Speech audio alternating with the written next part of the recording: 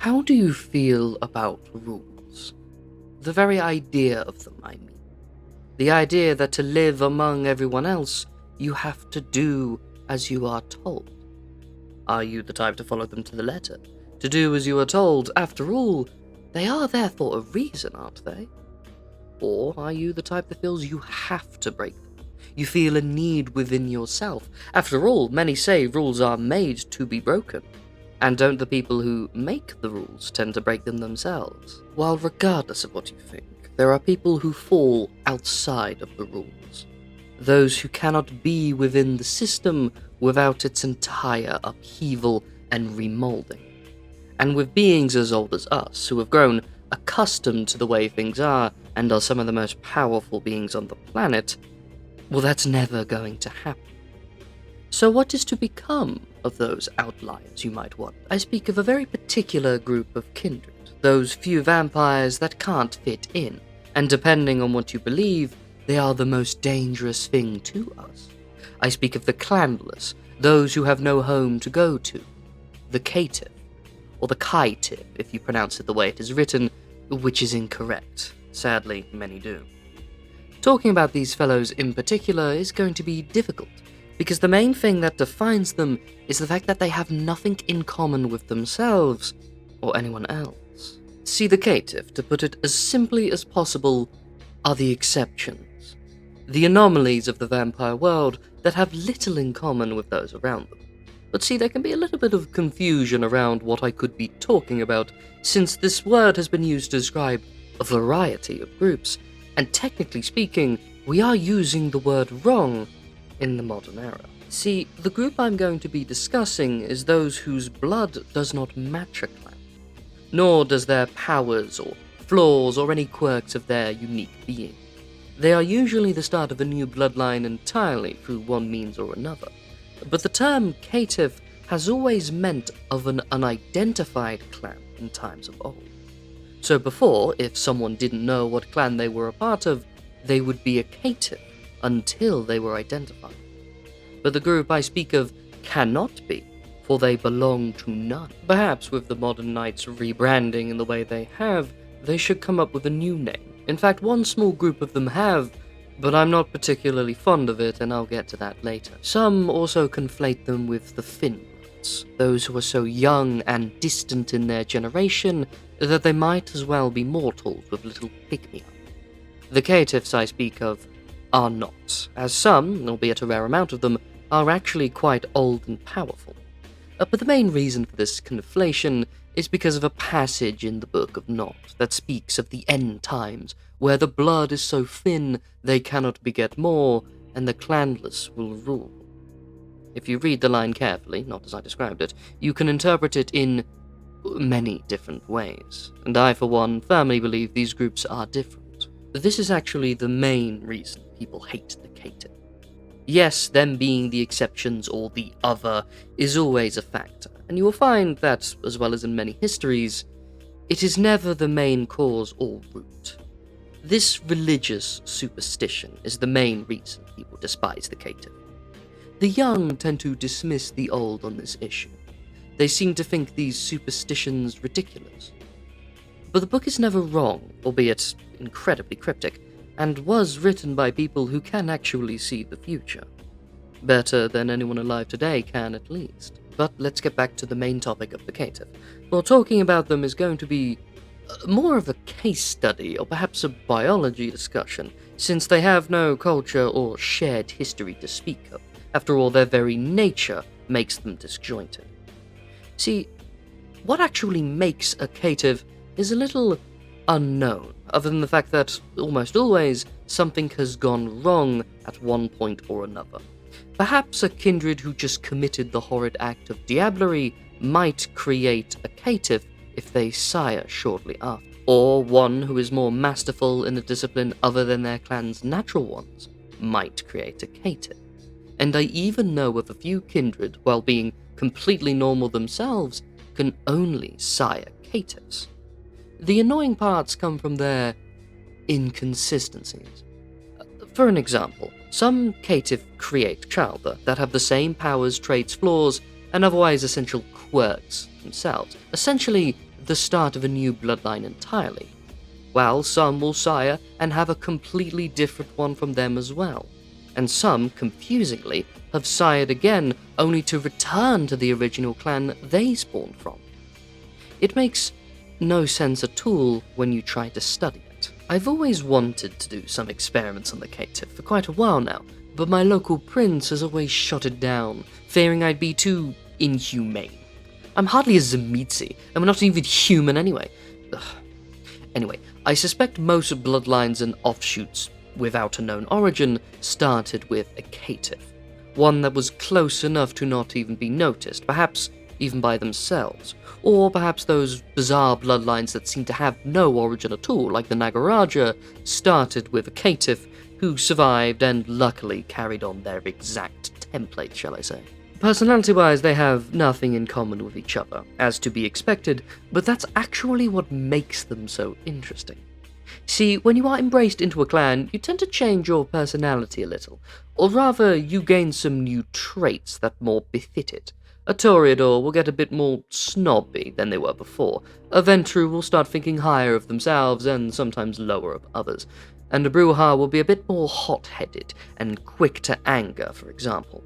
This happens so consistently that some in fact think that you are not yourself anymore after you're embraced, but are in fact your original antediluvian, reborn in our bodies, our original soul destroyed and added to their own. A ridiculous conclusion, but you can see how some would think it. But with the Caitiff, no change.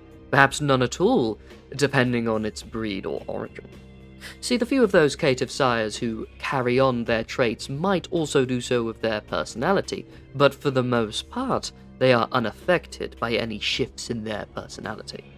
And to some, this is the first giveaway that something's not quite right with your child, though. Well, unless you're something like a Nosferatu, in which case you're probably going to notice immediately. Historically speaking, the Caitiff have always been hated outsiders. No group or faction has let them in with open arms, but since their numbers are so incredibly small, they have always been ignored. In fact, a few elders might be forgiven in not even knowing they existed. In the modern world, however, they've become a lot more common. Well, to be exact, there are a lot more people, meaning there are a lot more kindred, meaning there are a lot more exceptions. The ratio of their commonality hasn't changed at all, just the numbers. The Anarchs have been an exception to this hatred, since their current rule is quite modern, and they're still in that adorable little phase where they let in everyone with open arms foolishly. I'm still waiting for that to bite them. My guess, it's the Ministry that's going to twist the dagger. The Camarilla are an exclusionary club, and so you will find very few in there. But still more of them than some clans, I should note. But the interesting one that has done a complete turn on the idea of the Caitiffs is the Sabbat. See, the Sabbat used to despise the Caitiff, viewing them as the bringers of Gehenna as is told in the book, and slaughtering them on sight. But many, after joining their number, typically by accident, and after the results of one of their numerous ridiculous civil wars, they have come to realize that they are probably not the harbingers and heralds of evil, and have let them in. Some of them even taking high positions that they got in that war, and have started calling themselves the Pandas instead of the Caitiff. This is a term used only by Sabbat Caitiff, by the way, and is quite the silly one, if you ask me. Though I hate the Sabbat drastically, I do have to commend them. A lot of the stuff I know about the Caitiff is due to the research I have stolen off of their experiments. But don't view the Caitiff gaining power as a step forward they were always going to take. They fought greatly, and they were suppressed the whole way. It was more akin to a slave revolt than a revolution in any way that mattered, and don't think for a second there won't be another war to revoke those same rights they just earned. But let's get into the unique thing about their blood. That's the gaining of new powers. See, they have nothing in common with each other, so I won't be listing what they can do or what disciplines they have, more so talking about how they get them. See, most kindred, when they want to learn a discipline natural to their clan, just sort of flow into it. Their own blood guides them into learning these powers, and they naturally pick them up very quickly. But if they wanted to learn one outside of their clan, they must either diablerize or get a very skilled teacher to slowly walk them through unlocking this dormant part of their blood, a tedious and slow process. But the Caitiff don't have either of these, nor the benefit or the struggle. Each power is hard for them to unlock. Their blood has unique ways of manifesting these powers, and so they must discover every facet of it. They don't need a teacher or to commit the dreaded act, they merely need to focus and train, unlike the rest of us. But they can learn anything. A useful power I really want to understand, for even the most secret of disciplines and powers can be learned by them given time. Even things like blood sorcery, all of the Sombra's shadow powers, maybe even flesh crafting of the Zamitsi or the necromancy of Hecata, or given enough time, all of the above.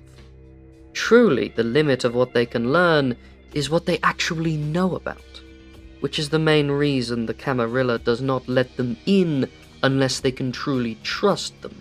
For one skilled and old Caitiff is as useful as an entire task force. Tell me, with our previous discussions in mind, do you think me cold-hearted? The way I talk of the Caitiffs as if they are another, or a lesser, talking about experimenting on them like they are but lab rats, while you misunderstand my intentions. For we can never truly accept something unless we fully understand it, and nothing can truly be utilized until it is accepted.